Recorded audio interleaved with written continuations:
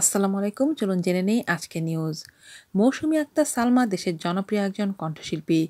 ২০১১ সালে এই লালন কন্যা মৌসুমী আক্তার সালমার সঙ্গে শিবলি সাদিকের বিয়ে হয়েছিল। এরপর ২০১৬ সালে শিবলি সাদিকের সঙ্গে সালমার বিবাহ বিচ্ছেদ ঘটে।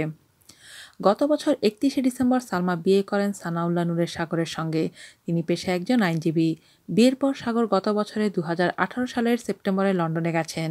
নতুন খবর হচ্ছে, সালমার স্বামী সাগর নামে নারী নির্যাতনের মামলা করেছেন তার প্রথম স্ত্রী ও পরিবারের লোকজন। অন্যদিকে সালমার দ্বিতীয় সংসার ভেঙে যাচ্ছে এমন আলোচনা মিডিয়া পাড়ায় হয়। এমন খবর হাসিমুখে উড়িয়ে দিলেন সালমা। এ বিষয়ে সালমা জানান, আমার হাসি পাচ্ছে এমন খবর শুনে। আমি আমার স্বামীকে নিয়ে অনেক ভালো আছি। আমার আগের একটা অতীত ছিল, সবাই জানেন। আমি যখন দ্বিতীয়বার বিয়ের সিদ্ধান্ত নিয়েছি, সেখানে আমার পরিবারের সবাই দেখাশোনা করেই বিয়েটা হয়েছে। সংসার ভাঙার প্রশ্নই ওঠে না। এমন খবরে আমার হাসি পাচ্ছে। তিনি বলেন, সাগরের আগের বিয়ের ডিভোর্স পেপার দেখেছি, তাদের ডিভোর্স হয়েছে গত বছরই। তাহলে আবার স্ত্রীর দাবি করে মামলা করে কিভাবে? নারী নির্যাতন হয় কি করে? এটা আমি মনে করি আমাদের ইমেজটাকে নষ্ট করার জন্য এমন করেছে তারা। যেহেতু আমার স্বামী দেশের বাইরে, সে ফিরে আসলেই সমাধান ঘটবে। আর যেহেতু এমন খবরে আমার মানহানি হচ্ছে, আমি যত দ্রুত সম্ভব তাদের বিরুদ্ধে মানহানি মামলা করব। সালমাও বলেন, আমার শ্বশুরের সাথে আমি কথা বলছি সব সময়।